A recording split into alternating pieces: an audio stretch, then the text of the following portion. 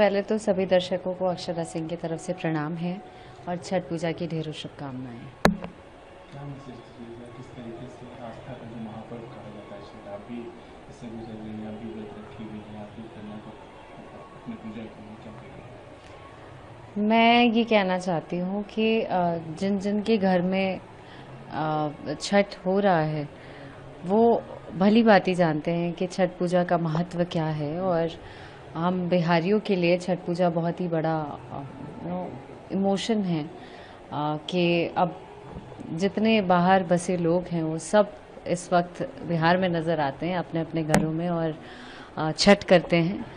मैं छठ पूजा के लिए बहुत ज़्यादा तो नहीं, लेकिन सब जानते हैं। ऐसा नहीं है कि छठ पूजा के बारे में लोग नहीं जानते हैं।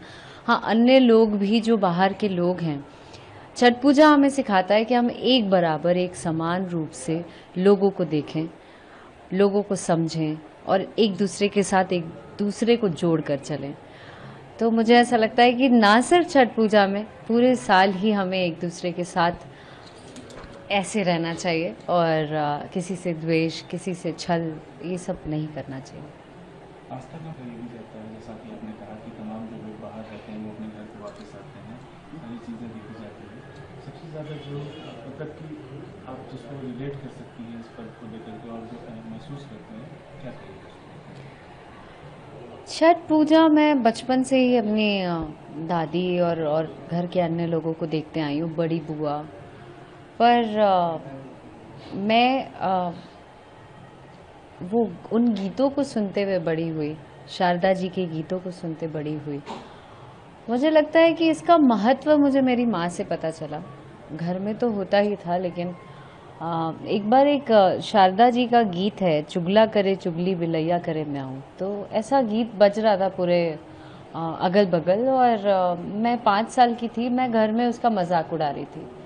मजाक नहीं, मैं चूंकि वो साउंड ऐसा कर रहा था तो बच्चों के लिए बहुत ही फैसिनेटिंग लगता है। वो चुगला करे चुगली बिलैया बिलैया जैसे ही आए मुझे हंसी आए और मैं हंस हंस के खूब ताली बजा बजा के मजाक उड़ा रही थी। तब तक मेरी माँ आई, क्या बोली क्या बोली, इतना ही शुरू किया उसने। कलछुल लेके आई, कलछुल जिससे हमारे यहाँ दाल छौंका जाता है, वो लाई और मेरे शरीर में ऐसा कोई भी जगह नहीं था जहाँ पे लाल दाग नहीं था। इतना मार मारा, इतना मार मारा, मुझे बताया नहीं कि क्यों उसने मारा या उस चीज का महत्व क्या, उसने बताया नहीं। उस मार ने मुझे सब कुछ बता दिया, जिसको मैं आज तक अपने यहाँ पे बांध के चलती हूँ। और आज इतनी हिम्मत छठी माँ ने कर दी कि इतनी हिम्मत दे दी कि मैं छठ पूजा करने लगी और पिछले साल से ही उठाया है मैंने और ये मेरा दूसरा साल है।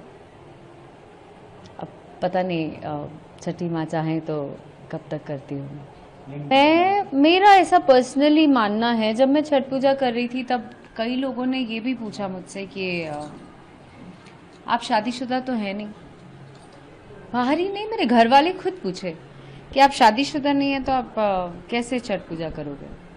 मैंने बोला ओके, लड़के तो शादीशुदा नहीं है, फिर लड़के क्यों कर रहे हैं?